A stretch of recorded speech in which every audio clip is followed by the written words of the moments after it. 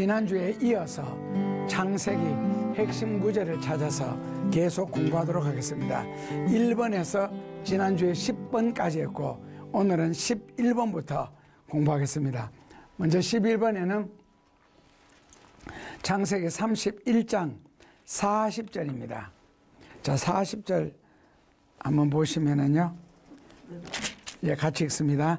내가 낮에는 너희를 무수고 밤에는 추위를 당하며 눈물칠 겨를도 없이 지내었나이다. 41절에 내가 외삼촌 집에 거한 지 20년인데 외삼촌의 닭들을 위하여 14년, 외삼촌의 양떼를 위하여 6년을 외삼촌을 봉사하기나 외삼촌께서 내 품값을 10번이나 번역하였으니. 품값을 몇 번이나? 요즘 말로 바꾸면 부도냈다는 뜻입니다. 이게요. 자, 낮에는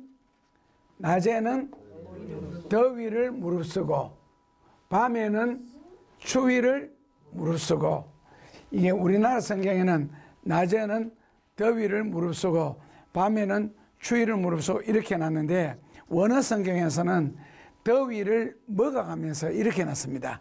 더위를 먹어가면서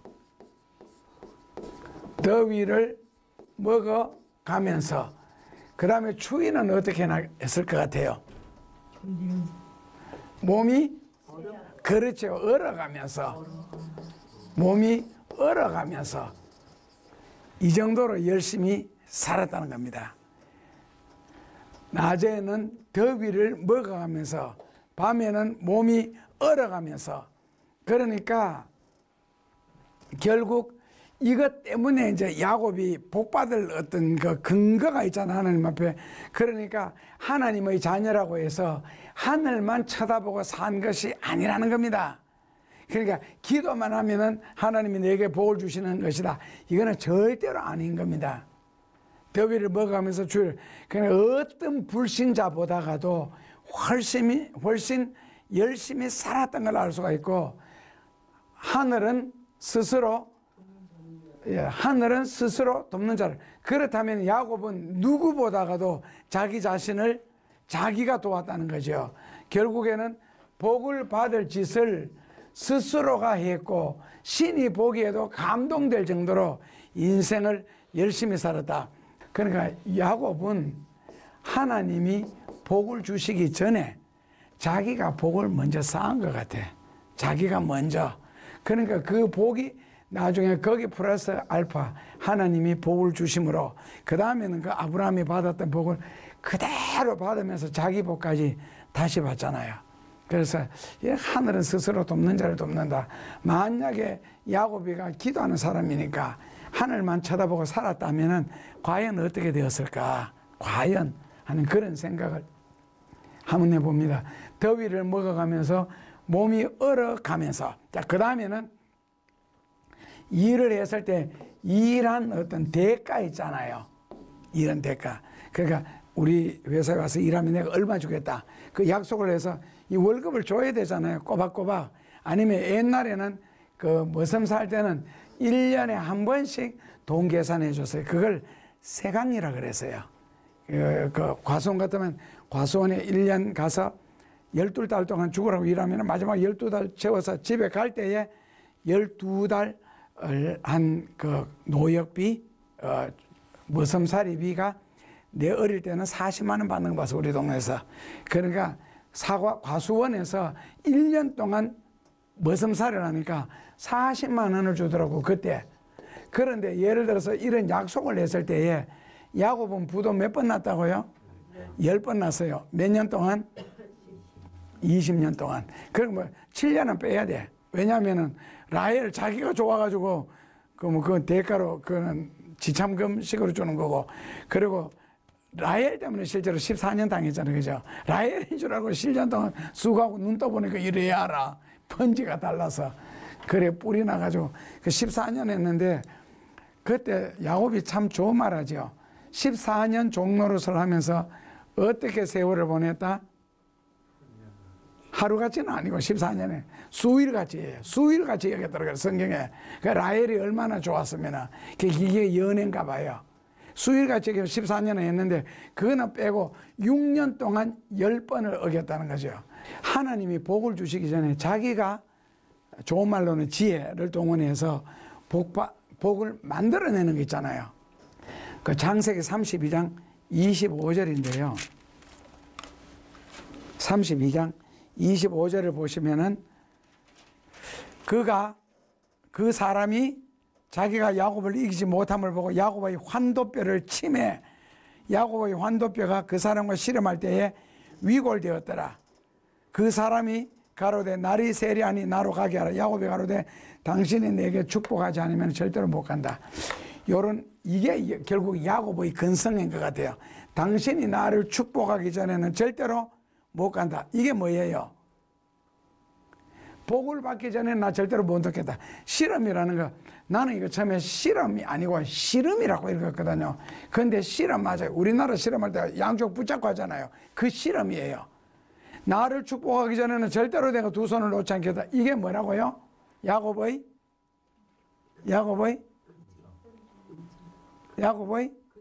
근성. 이런 복을 받으려고 하는 자는 이런 근성은 있어야 될 것 같아. 그리고 복 받는 일은 절대로 기회를 놓치면 안 될 것 같아. 하나님 또 언제 만나겠어요? 언제 자기 손으로 하나님을 붙잡을 수 있겠어요? 이 기왕 만났는 겸에 환도뼈리 한 대 얻어 터졌을 때 이게 위골이 됐을 때 얼마나 아팠겠어요. 그런데도 그 아픈 것보다가 내가 복을 받아야 되겠다는 것이 더 강렬했기 때문에 죽으면 죽으리라. 그러니까 한번 물었으면 이빨이 빠지는 한이 있어도 절대로 물은 건 놓지 않겠다. 그 정도 이런 근성이 있으니까 야곱이 또 이런 복을 받는 것 같고, 또 인간적으로는 더위를 무릅쓰고 몸이 얼어가면서 열심히 사니까 거기에 대한 대가가 있고, 그래서 반드시 뿌린 대로 거둔다. 자기가 노력해 놓은 것은 절대로 남이 가지 못하고 내가 뿌려놓은 건 남이 거두지를 않습니다. 내가 땀을 흘렸는데 누가 거두겠어요? 내가 막 죽으라고 타고 레슨을 열심히 받아서 실력을 키워놨는데 그 실력을 누가 가져가요? 환도뼈를 치매. 그리고 창세기 24장 9절에 보면은 환도뼈 밑에 손을 놓고 기도하는 것은 맹세한다 그런 뜻이거든요. 24장 9절입니다. 자, 같이 읽어보시면 24장 9절입니다.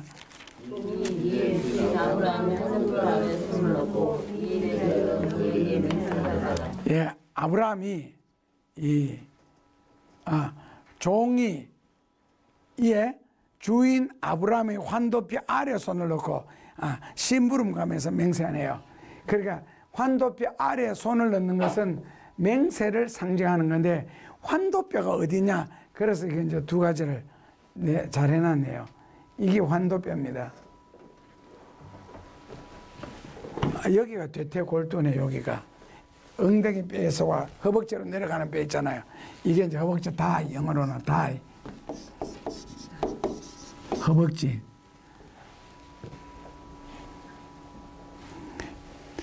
요 고관절, 요 대퇴골, 요 부분 있잖아요. 요 부분이네요. 여기 고관절 해놨네. 그러니까 여대로 얻어 터졌는가 봐, 그죠? 뼈가 위골됐다. 위골될 자리는 요거하고네. 요거하고 요거 사이에 여기가 위골되네. 그러니까 야곱이 걸음을 못 걷고 쩔뚝거렸잖아요. 환도뼈 그라는 말은 이 원어 그대로 해석하면은 넓적다리 그라는 뜻입니다. 그 우리말로 바꾸면 그냥 허벅지, 환도뼈, 허벅지. 환도뼈의 정확한 부위는 둔부 그러면은 butt, butt, 우리말 바꾸면은 엉덩이에서 골반을 형성하는 고기 좌우의 한상의 뼈, 여기 좌우 엉덩이 좌우의 한상의 뼈, 요게 정확하게 이제 환도뼈라는 겁니다. 요 구절을 끄집어낸 것은 환도뼈를 정확한 이 위치를 알기 위해서 그래서 끄집어냈습니다. 엉덩이 양쪽에 뼈를 형성하고 있는 그 한상, 그것을 환도뼈. 그래서 어쨌든 한쪽에서 때려서 위골됐다니까 아마 뼈가 연결된 부분, 이 인형이 있으면 이해하기가 참 쉬운데, 아시겠죠? 이거는. 자, 그 다음에 창세기 39장 2절입니다. 같이 보시면요. 여호와께서 요셉과 함께 하심으로 그가 형통한 자가 되어 여호와께서 요셉과 함께 하심으로 결론은요, 그가 형통한 자가 되었다. 하나님께서 요셉과 함께 하심으로 그가 형통한 자가 되었다. 결국 형통하기 위해서는 하나님이 함께 하셔야 된다. 제일 중요한 말이요.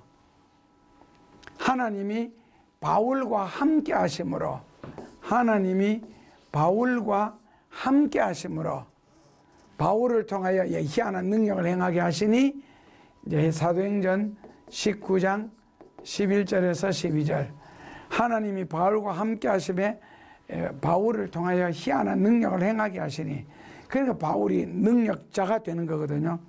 하나님이 모세와 함께 하시니 모세를 통하여 온갖 기적을 행할 수 있었고, 하나님이 엘리야와 엘리사 함께 하시니 결국에는 그들이 외치고 부르짖을 때 그대로 이루어졌다. 그래서 결국 가장 중요한 말은요, 하나님이 한시. 그러니까 그 하나님의 축복은 아시죠? 우리는 눈에 보이는 걸 먼저 생각하는데, 성경에서 보면은 하나님의 축복은 눈에 보이지 않는 것에서 시작됩니다.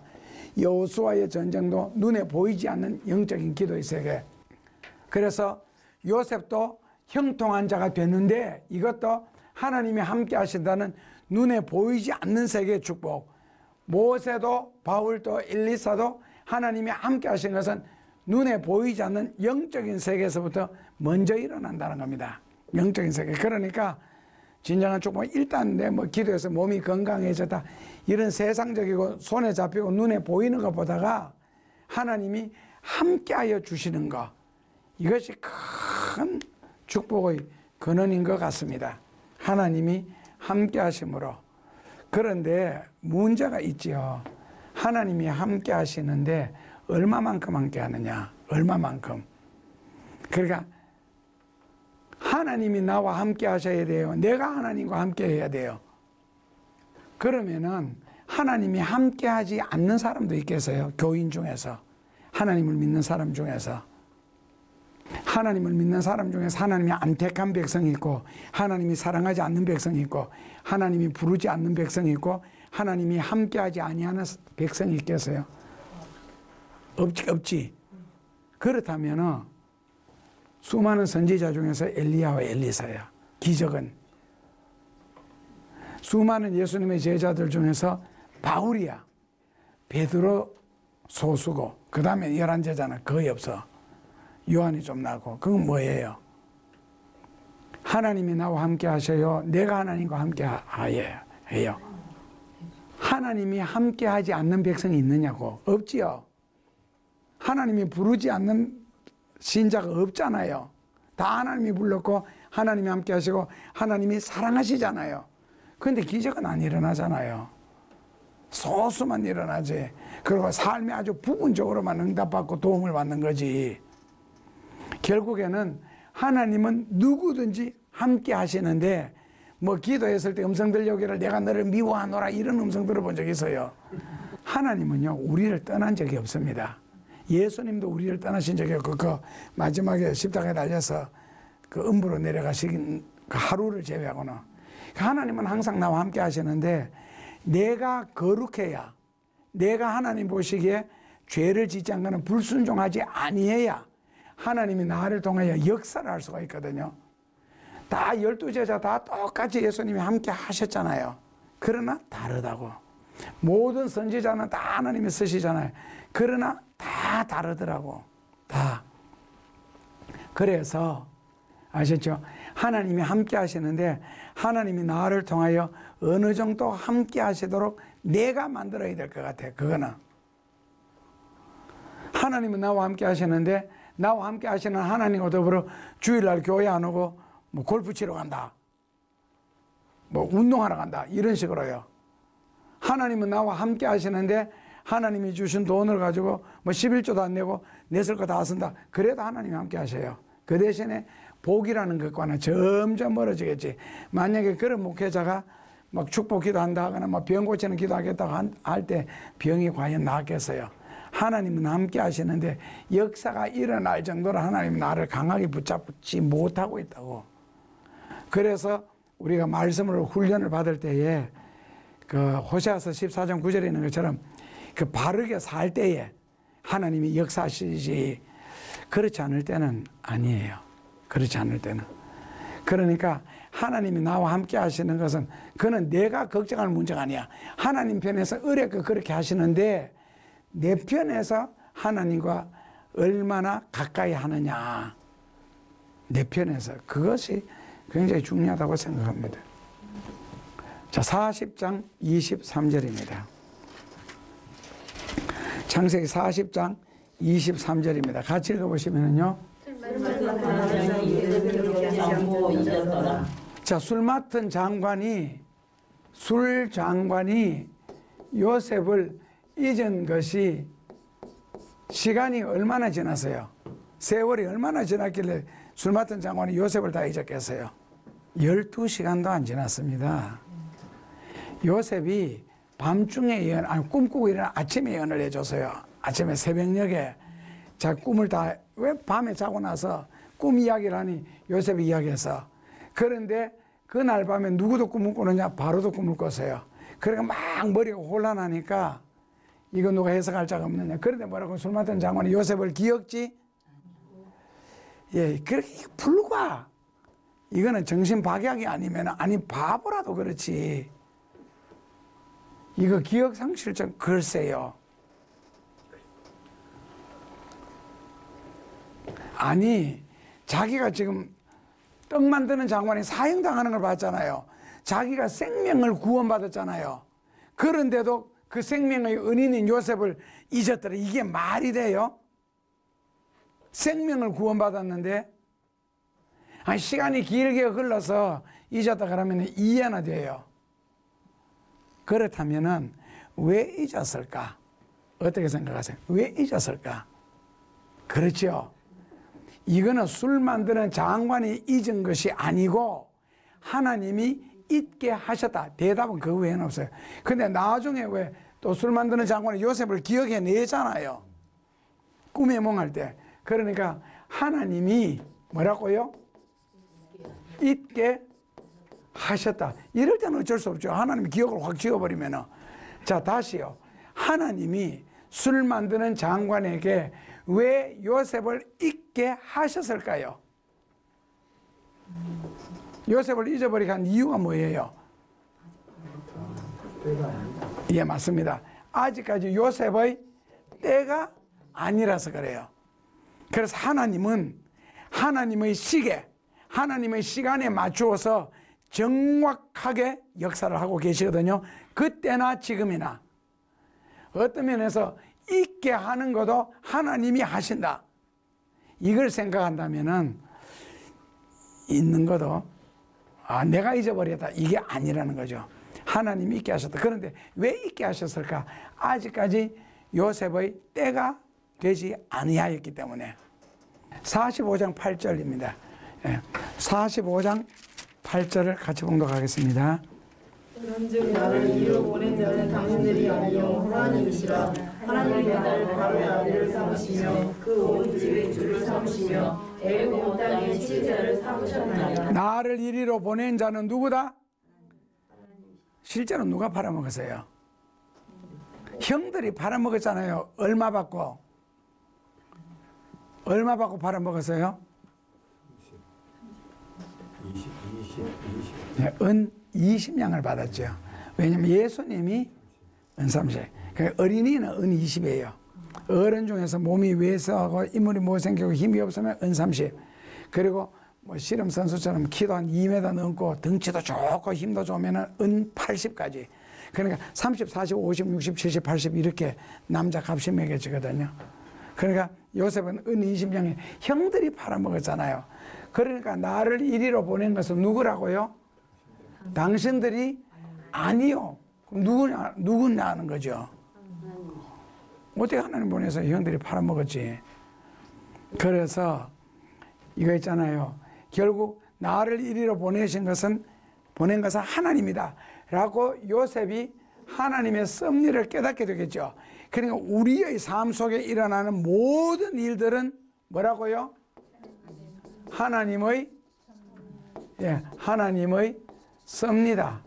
이렇게 생각하면요 진짜 속편합니다. 오늘 속편할 일 많네. 신랑이 잘못할수록 엉뚱한 길로 갈수록 반대로 갈수록 어떻게 해라?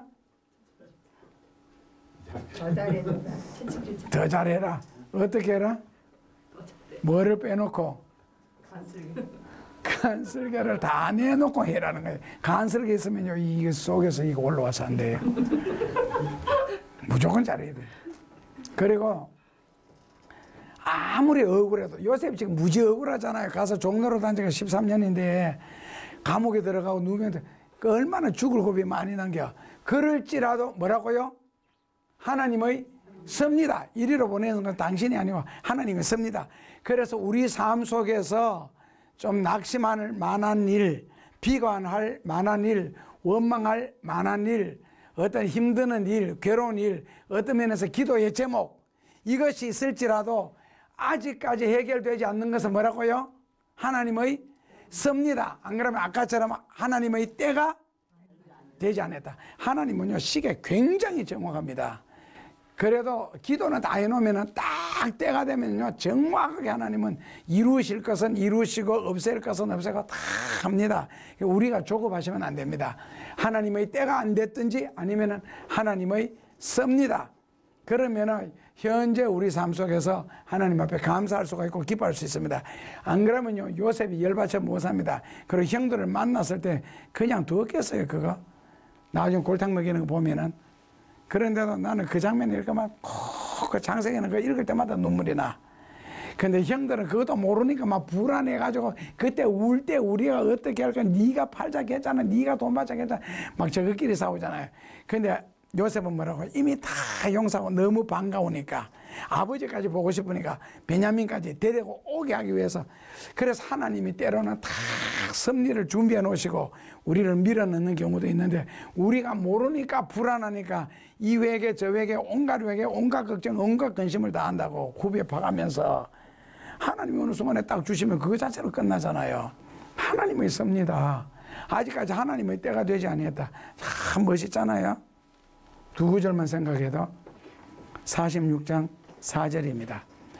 같이 읽어보시면요. 내가 너와 함께 애굽으로 내려가고 정령 너를 인도하여 다시 올라올 것이며 요셉이 그 손으로 내 눈을 감기리라 쳤더라. 내가 너와 함께. 내가는 누구예요 여기에?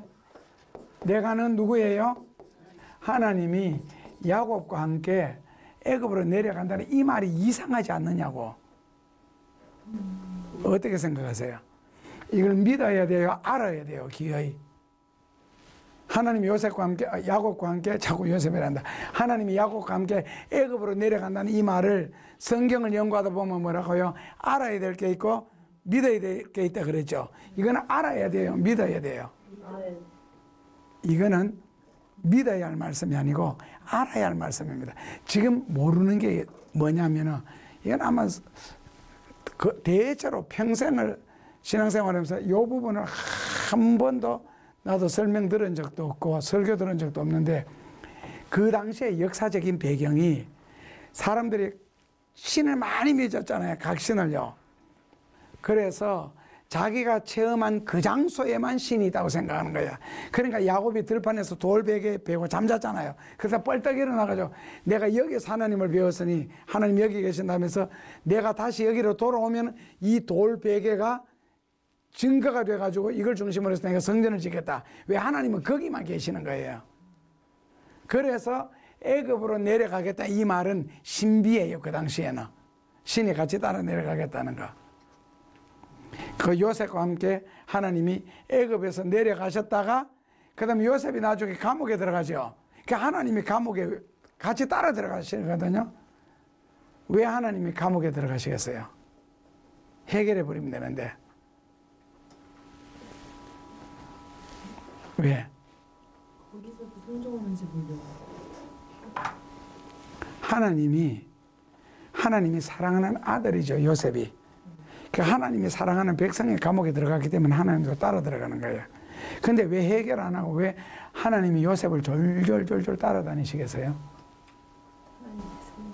왜 야곱을 따라다니시겠어요? 요셉을 따라다니고 하나님이 오히려 인도하고 이끌어야 되잖아요. 근데 지금 하나님이 보면 따라다니고 있다고. 요셉과 함께 애굽에 내려가셨고 야곱과 함께 요셉과 함께 감옥에 들어가셨고 요셉과 함께 종로로 다셨고 왜 그렇게 했어요? 하나님이 해결 안 하고. 때가 아니어서. 네, 지금도 때가 아니죠. 예, 때가 아니라서 그렇습니다. 자, 그 다음에는 하나님이 요셉을 통하여서 아직 하실 일을 안 했어요. 아직까지. 그래서 그 하실 일을 해야 하나님이 요셉을 떠날 수가 있는데 하실 일을 안 했기 때문에 요셉을 떠날 수가 없는 거예요. 그래서 창세기 28장 15절에 굉장히 좋은 말이죠. 같이 한번 읽어보시면요. 내가 너와 함께 있어 내가 어디로 가든지 너를 지키며 너를 이끌어 이 땅으로 돌아오게 할지라. 내가 네게 허락한 것을 다 이루기까지 너를 떠나지. 내가 너에게 허락한 것을 다 이루기까지는 너를 떠나지. 그러니까 요셉을 감옥에서 끄집어 안 냈잖아요. 2년 동안이나 감옥 생활했거든요. 그것도 하나님이 아직까지 요셉을 통하여서 하실 일을 안 했기 때문에 감옥에서도 죽게 하지 않았고, 그리고 보디발의 처에게 처가 요셉이 내한테 손댔다. 그럼 이걸 죽여야 되거든요. 그런데도 보디발이 요셉을 죽일 수 없었던 것은 하나님이 요셉을 통하여 하실 일을 아직 못했기 때문에 보디발을 통하여서 죽이지 못하게 한 거예요. 결국 감동을 줘가지고. 그래서 하나님이 함께 하시기 때문에 요셉은 어디로 가든지 누구를 만나든지 간에 뭐라고요? 형통한 자가 될 수가 있었죠. 그래서 아까 창세기 39장 2절에 하나님이 요셉과 함께 하심으로 요셉이 형통한 자가 돼요. 그 함께 하신다는 말은 여기서도 축복이에요. 그리고 뭐 감옥에 들어갔다는 말은 인생의 극단적인 경우잖아요. 그럴지라도 하나님이 함께 가시는 것은, 아직까지 문제가 해결 안 되는 것은 하나님이 하실 일을 덜 하셨기 때문에 그렇습니다. 아직도 하나님이 하실 일을 아셨죠? 절대로 죽지 않습니다. 망하지 않습니다. 자, 창세기 49장 28절입니다. 복은 얼마나 받느냐 같이 보시면은요. 이들은 이스라엘의 집 이와 같이 그 아비가 그들에게 말하고 그들에게 축복하였으되 복은 얼마나 받았다고요? 각인의 분량, 각 사람의 그릇대로라는 뜻입니다. 그 사람의 그릇대로. 사람은 누구나 복 받는 그릇이 다 있습니다. 채워야 할 그릇, 잔이 다 있겠죠. 일생 그 사람이 기도해야 할 기도의 잔도 채워야 잔이 넘칩니다. 눈물의 잔도 채워야 됩니다. 기도의 잔도 채워야 되고, 그렇다면 하나님으로부터 받는 복의 그릇도 사람마다 다 다르다는 거죠. 사명에 따라 다르고 복의 크기가 분량이 있다는 겁니다. 그러니까 자기 것을 자기가 담는 복의 그릇이 있는데, 하나님은 이 그릇에다가 복을 담는데, 이 복을 담기 전에 먼저 내 그릇은 누가 채워야 돼요? 내가 채워놔야 되겠죠. 내가 채워야 복이 차입니다. 그래서 근데 희한하게 하나님이 아버지의 기도, 야곱의 기도를 통하여 자식들마다 다 다른 기도 하잖아요. 복의 종류도 다 다르거든요. 입술의 기도를 통하여서 하나님이 축복하시는데, 그렇다면 내 편에서 이 복받을 짓을 얼마나 채워놓느냐, 이것도 중요하지 않는가. 복은 자기가 채워야 하나님도 채운다.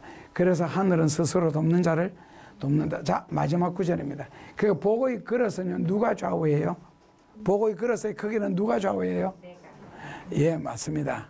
그래서 믿은 만큼 복 받습니다. 마지막 구절입니다. 50장 20절입니다. 마지막 구절입니다. 당신들은 알라야였으나 하나님은 스스로 갚아사 오늘과 같이 만민의 생명을 구원하게 하시려 하셨나니. 예, 여기서는 한마디만 기억하시면 됩니다. 뭐라고요? 당신들은 나를 해하려 하였으나. 하나님은 그것을 선으로 바꾸사. 이게 이제 신비지요.